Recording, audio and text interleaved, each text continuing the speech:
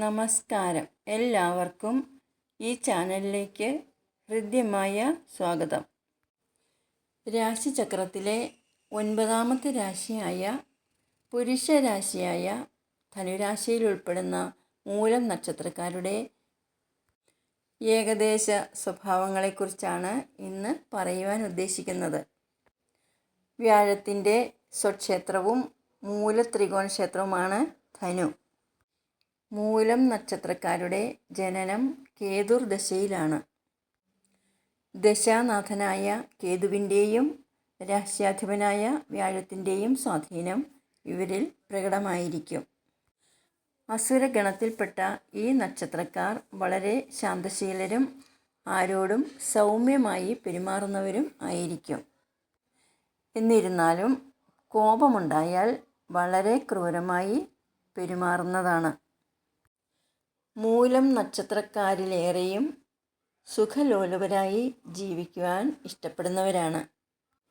അതുകൊണ്ട് തന്നെ ഇവരിൽ ഭൂരിഭാഗം ആളുകളും വരവ് നോക്കാതെ ചെലവ് ചെയ്യുന്നവരും അതുമൂലം സാമ്പത്തിക ബുദ്ധിമുട്ടുകൾ അനുഭവിക്കേണ്ടതായും വരാറുണ്ട്. പിതാവിനെക്കൊണ്ട് കാര്യമായ ഗുണാനുഭവങ്ങളൊന്നും ഇവർക്ക് ലഭിക്കാറില്ല. ഈ നക്ഷത്രക്കാരിൽ അധികവും ജനിച്ച ദേശവും വീടും വിട്ട് താമസിക്കുന്നതായിട്ടാണ് കണ്ടുവരുന്നത്.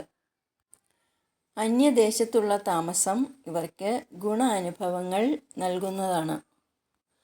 മൂലം നക്ഷത്രജാതർക്ക് പൊതുവെ വിവാഹത്തിന് പ്രതിബന്ധമോ കാലതാമസമോ ഒക്കെ ഉണ്ടാകാറുണ്ട്. വിവാഹം അല്പം വൈകിയായാലും ഇവരുടെ ദാമ്പത്യ ജീവിതം പൊതുവെ സന്തോഷപ്രദമായിട്ടാണ് കണ്ടുവരുന്നത്. ഇവർ അധ്യാപനം, ബിസിനസ്, പൊതുപ്രവർത്തനം, സുഗന്ധദ്രവ്യ നിർമ്മാണം എന്നീ തൊഴിൽ മേഖലകളിൽ പ്രവർത്തിക്കുന്നത് വിജയസാധ്യത നൽകുന്നതാണ്.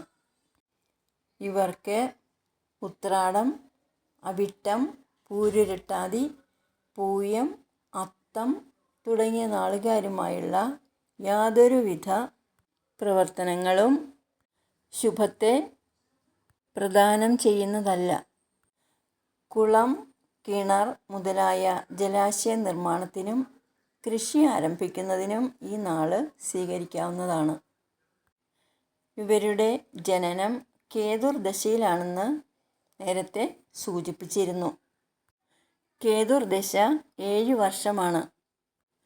ഈ 7 വർഷം പൂർണ്ണമായും ജാതകന് അനുഭവിക്കേണ്ടതായി വരാറില്ല.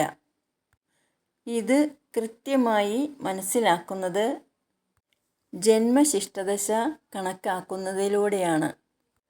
കേതുർദശയെ തുടർന്ന് ശുക്രദശ 20 വർഷം, ആദിത്യദശ 6 വർഷം, ചന്ദ്രദശ 10 വർഷം, കുജദശ 7 വർഷം, രാഹുർദശ 18 വർഷം, വ്യാഴദശ 16 വർഷം, ശനിദശ 19 വർഷം, ബുധദശ 17 വർഷം എന്നിങ്ങനെ ദശാകാലങ്ങൾ വരുന്നു.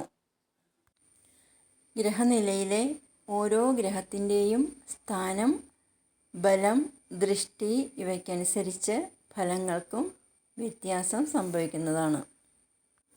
ഇനി അടുത്ത വീഡിയോയിൽ. നന്ദി, നമസ്കാരം.